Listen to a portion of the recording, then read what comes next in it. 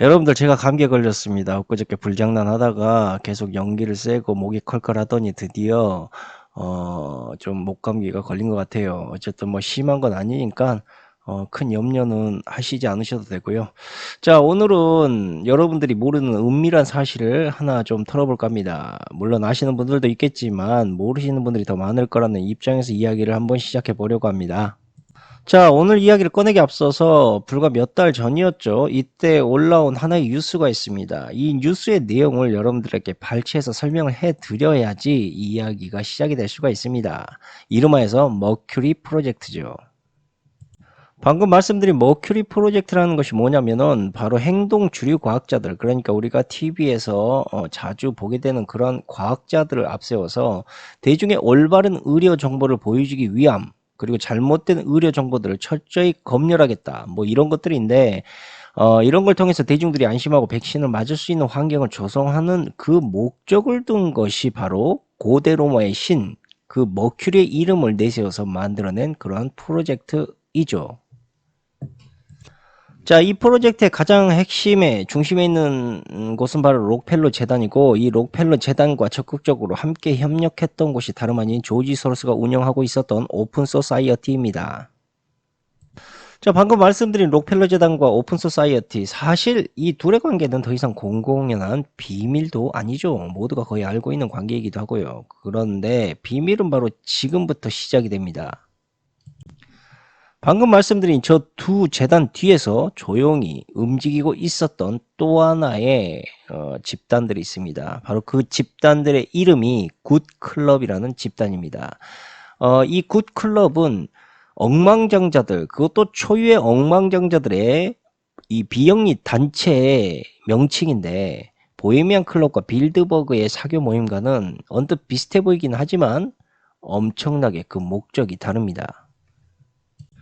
방금 언급드린 굿클럽에 가입되어 있는 멤버들의 가장 큰 목적은 오직 하나뿐입니다. 그것은 바로 사람들로 인해 오염되고 타락해져 버린 순수한 자연의 세상을 구해야 된다라는 그러한 목적뿐이죠. 그렇기 때문에 굿클럽 멤버들이 존재하는 가장 큰 이유 역시도 현재 지구에 닥쳐오는 위기의 문제들을 해결하고 논의하기 위해 모인 그러한 집단, 즉 클럽이다라고 보시면 됩니다. 자, 이들은 현재 지구의 환경에 영향을 미치는 모든 것을 조사하는 일을 하고 있고, 특히 지금의 환경단체와 그린피스에 막대한 돈을 투자하고 있는데, 최근 환경단체 유명 화가 작품의 테러 사태 역시도 이 굿클럽이 뒤에서 조용히 움직이고 있는 것이 아닌가 하는 의심들을 계속 사고 있는 상황이기도 합니다. 굿클럽, 이곳은 세계에서 엘리트 중에 엘리트들만이 가입할 수 있는 아주 특별한 클럽입니다. 일반인은 이 클럽에 아예 가입할 수도, 또한 가입에 관해 물어볼 수조차도 없는 곳이죠. 그 때문에 그들의 회원 자격은 오직 세계 최고에 서 있는 유대계 억망장자들의 직위를 통해서 가입이 가능하다라는 겁니다. 현재 굿클럽은 뉴욕시 중심부에 위치를 하고 있고, 지구 곳곳에서 일어나고 있는 여러 가지의 세계 여러 환경 문제와 인류가 자연을 파괴하는 문제들을 매우 비밀스럽게 다루고 있습니다. 그리고 게이츠의 전염병 예상 시나리오 프로젝트의 안건을 처음으로 구체화하고 또한 토론했던 곳 역시도 바로 이곳 굿클럽이었습니다. 굿클럽의 대표적인 회원들의 이름을 나열해보자면 빌 게이츠, 조지 소로스, 워렌 버핏. 참고로 워렌 버핏과 빌 게이츠의 관계가 매우 친밀했던 이유도 빌 게이츠의 어머니의 권유가 아니라 굿클럽의 교류에서부터였다라고 하고, 빌 게이츠가 굿클럽 회원으로 들어오기 전부터 워렌 버핏은 이미 이곳의 회원이었습니다. 그렇게 빌 게이츠는 워렌 버핏과 자신의 기업인 마이크로소프트에 대한 대화를 상당히 즐겨하기 시작했고, 이것이 곧 굿클럽의 영향력을 통해 워렌 버핏을 포함 여러 많은 고위층들과 고급 정보를 나누는 그러한 장소로 변화되었다라는 것입니다. 이 밖에도 현재 월트 디즈니와 함께 PC 운동에 앞장서고 있는 오프라 윈프리, 현재는 사망한 데이비드 록펠러도 이곳의 회원으로 있었고, 조지 소로스와 언론 재벌의 테드 터너도 이곳의 회원으로 등록되어 있습니다. 이 밖에 초거대 제약사인 일라이 릴리, 데이빗 닉스와 억만장자 자선 사업가인 엘리 브로드 등도 똑같이 부유하긴 하지만 세간에 덜 알려진 사람들도 억만장자 회원으로 등록이 되어 있고, 그 회원들의 가치는 이미 1800억 달러를 시작으로 해서 지금은 3000억 달러의 가치를 넘어서고 있습니다. 늘 말씀을 드렸었지만 게이츠와 버핏은 과거에도 록펠러 재단을 중심으로 자주 소집이 되었던 인물이고, 굿 클럽을 통해 개최되었던 그런 회의들은 주로 세계 경제 침체와 전 세계를 괴롭히는 수많은 건강 및 환경 위기에 대한 대응 문제들이었다는 겁니다. 그리고 이른바 소수의 엘리트들이 세상을 구한다라는 그럴싸한 명분으로 개최되었던 그들만의 회의였다라는 겁니다.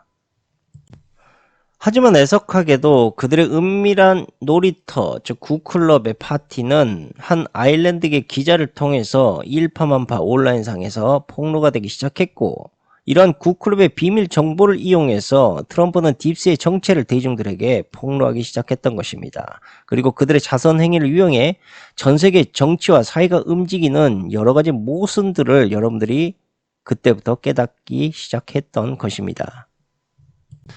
자, 초엘리트들의 모임인 굿클럽의 존재, 이것의 존재에 대해서 그동안 이해하지 못했던 음모론자들은 이것을 프리메이슨 혹은 그의 하부 조직인 일루미나티라는 진부한 용어로 이들을 부르기 시작했던 것인데, 그렇게 시간이 흘러서 이미지가 굳어지기 시작을 하자 지금의 굿클럽의 집단들은 이미 오래되고 낡아버린 음모론의 중심에 서 있는 프리메이슨과 일루미나티 속으로 더욱 깊숙이, 그러니까 대중들 사이에 숨어버리게 되었던 것이고, 현재 와서는 굿클럽도 그렇고 보헤미안 단체들도 그렇고 대놓고 활동을 할 수 있게 되었는데, 결국 그 모든 책임을 저 음모론의 두 단체들의 탓으로 돌려버리면 그만인 것으로 저들이 이용해 왔다라는 것입니다. 그리고 저들의 특별한 모임인 굿클럽의 이름은 셉터 클럽 혹은 매우와 까마귀 클럽 등등 매우 다양하게 지금도 불려지고 있지만, 결국 그것은 굿클럽을 모두 자칭하는 용어들인 것인데, 최근 굿클럽의 범위와 권한은 유명 인사들의 자선단체 기업을 통해서 일파만파 세계에 지대한 영향을 미치고 있는 단계까지 이르고 있고, 그에 따른 막대한 돈으로 저들이 금융까지 손아귀에 넣으려고 하고 있습니다. 이러한 상황이다 보니 이미 굿클럽의 초엘리트들이 가진 엄청난 부는 결국 자신들의 의지에 따라서 국가를 재구성할 수 있는 엄청난 힘까지 과시하고 있는 단계에 이르고 있습니다. 실제로 이야기를 하자면 게이츠는 전세계 개발도상국 약 100개국 이상의 수백만 명의 가난한 사람들의 삶을 개선하겠다 라는 기부의 목적으로 그들의 의식주의 대부분의 삶을 직접적으로 간섭을 하고 있으며, 오프라 윈프리는 인종 갈등과 미투운동, 페미니즘의 사상을 월트 디즈니와 함께 SNS를 통해 폭등시킨 핵심적 인물이기도 했습니다. 이들은 이렇듯 충실히 굿클럽에서 토론하고 계획했던 모든 것들을 사람들 사이에서 아무 의심 없이 당당히 추진을 했었고, 그 결과 지구상에서 가장 파괴스럽고 부유하고 또한 존경받는 사람이라는 칭호를 얻게 되었습니다. 그리고 바로 굿클럽의 계획을 가장 면밀히 협력했던 기관은 다름 아닌 록펠러 대학이었습니다. 바로 록펠러 총장 관저가 굿클럽 회원들이 자주 모이는 대표적인 장소 중 하나였던 것이죠. 과거에 록펠러 대학 총장이자 현 브리스톨 대학교 총장을 맡고 있는 폴 로스경, 이 사람이 자신의 관저를 비우는 스케줄에 맞춰서 록펠러는 굿클럽 회원들이 호화로운 파티에 관저를 벌이도록 그렇게 그곳에서 허락을 했습니다. 이렇듯 록펠러 대학의 관저에서, 그것도 주인 없는 빈집에서 록펠러의 허락하에서 세계 초유의 유대인 억망장자들이 모여 비밀 클럽을 결성한 것이 바로 지금의 굿클럽이었고, 록펠러 대학의 관저가 특히 그들 사이에서 가장 인기가 있었던 이유는 그 총장의 관저가 매우 경비가 삼엄한 뉴욕 맨하튼 어퍼사이드 동쪽 깊은 숲속에서, 그것도 이스트강을 낀 채로 UN 본부에서 몇 블럭 떨어져 있지도 않는 UN의 철통보안 지역에 위치해 있었기 때문이었습니다. 쉽게 말해 관저라는 이름으로 위장을 한 완벽한 고급 밀실 지역이었던 것입니다. 그리고 그곳에서 세계의 역사적인 모든 사건들이 시작되는 현재 우리가 알고 있던 초유의 계획들이 하나둘 조용히 탄생되기 시작했던 것입니다.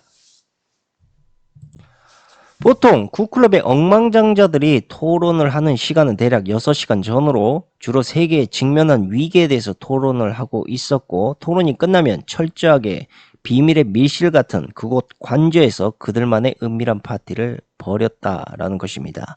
뭐 그 파티는 여러분들이 상상하는 것일 수도 있고 아닐 수도 있겠지만 아마도 여러분들이 상상하는 그것일 거라고 저는 판단하는 게 좋을 거다, 그런 생각을 합니다.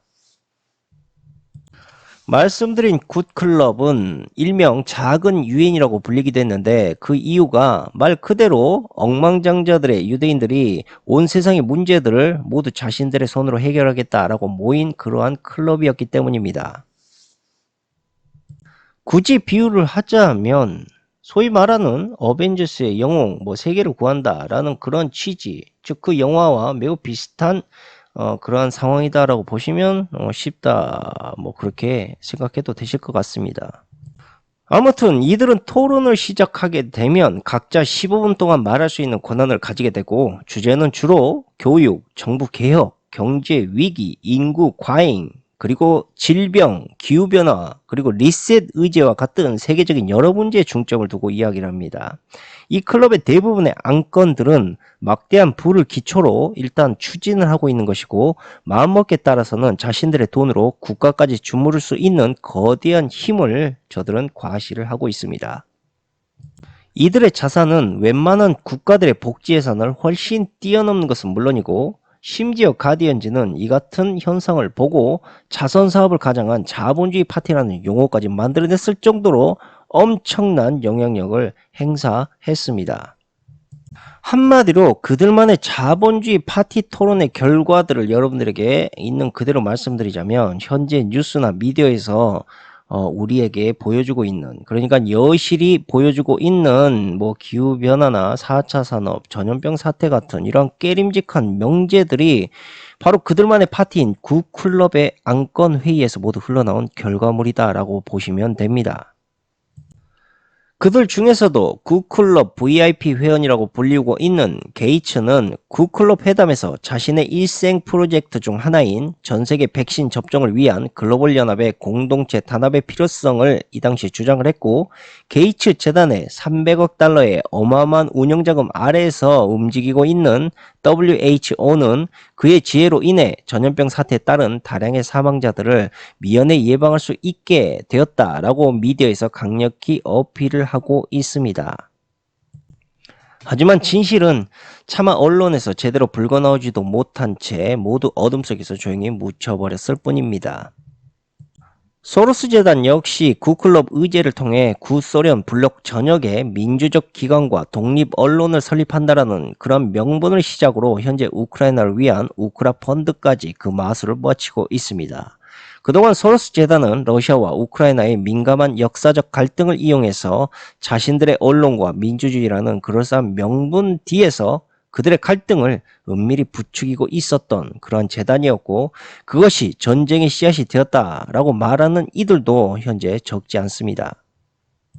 다시 한번 언급을 드리겠지만 굿클럽 비밀회원의 그 대부분 거의가 유대인이라는 사실입니다. 물론 인종적 편견을 문제 삼고 싶지는 않습니다. 다만 예전부터 말씀드렸다시피 그동안 이익적 추구에 있어서 타의 추정을 불허하는 이러한 자들이 밑빠진 독에 물 붓기 같은 자선 사업에 그토록 급진적인 방식으로 베이팅을 하고 있다. 이게 정말 말이 되지 않는다라는 겁니다.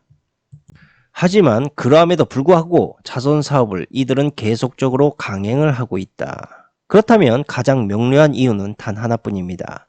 전 세계적으로 자신들의 돈을 이용한 재개발 국가들의 공격적 침투가 매우 용이하기 때문입니다. 그들의 돈이 아무런 부작용 없이 껄끄럽지 않고 자연스럽게, 그것도 사람들 사이에서 용인이 되면서 스며들기 위해서는 무엇보다 자선만큼 좋은 명분도 없습니다. 만약 자선이라는 파괴적인 명분만 있다면 그들이 추진하고 있는 그 어떠한 약, 음식, 금융도 모두 재개발 국가를 통해 매우 쉽게 침투시킬 수가 있습니다. 그렇게 그들의 공격적인 자선 사업에 미처 대처할 만한 능력이 전혀 없는 재개발 국가에 그들의 어마어마한 자금을 자선이라는 명분으로 그것도 장기적으로 쏟아붓기 시작을 하면 결국 재개발 국가 사람들의 삶이 그들의 돈에 의해서 침식을 당하게 되고 더 나아가 그들의 의식주까지 영향을 받게 되면서 통제되기 시작을 하는데 결국 그것은 그들의 전반적인 삶의 의지를 붕괴시켜 버리게 만듭니다.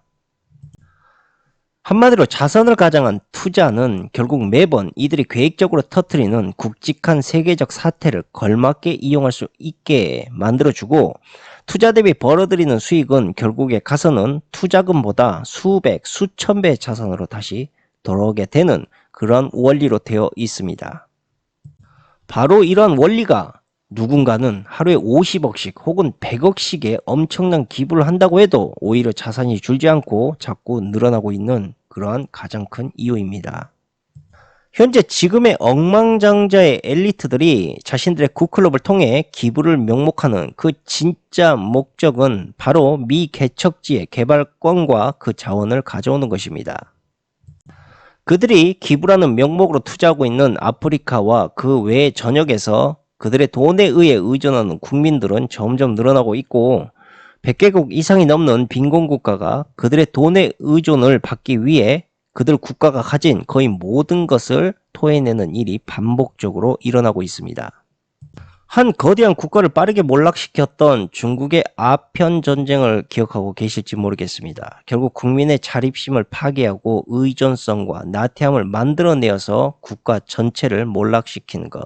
지금의 기부 역시도 그 아편과 별다를 바가 없다라는 이야기입니다. 만약 기부가 정말 가난한 자들을 위한 복지였다면 무엇보다 그들의 돈에 중독되고 또한 의존하게 만들면 안 된다라는 것입니다. 당연히 그들이 스스로 일어날 수 있는 자립심을 만들어줘야 하는 것이 맞는 것이겠지만 이들은 절대 그렇게 하지 않을 것입니다. 나태함을 이용한 약탈, 그것이 진정한 목적이기 때문입니다. 굿클럽 회원들은 지금도 세계적으로 좋은 일을 하기 위한 만남과 토론이 그 주된 목적이다라고 말을 합니다. 좋습니다. 뭐 다 좋은데 그럼 왜 하필이면 극비리의 극소수가 만나서 철통보안인 그러한 곳에서 그것도 끼리끼리 자신들의 토론의 은밀한 비밀을 즐기고 있는가? 이것은 정말 이해할 수 없다라는 것입니다. 아니 지구를 구하겠다. 이건 어떻게 보자면 모든 인류가 알아야만 될 중대한 문제 해결입니다. 그런데 이것을 굳이 밀실에서 그것도 돈에 눈이 먼 억만장자 장사꾼들끼리 모여서 계획을 결정하고 실행하고 있다? 전 세계 만인을 위한 원대한 프로젝트가 아무도 모르게 비밀리에 결정이 되고 있다?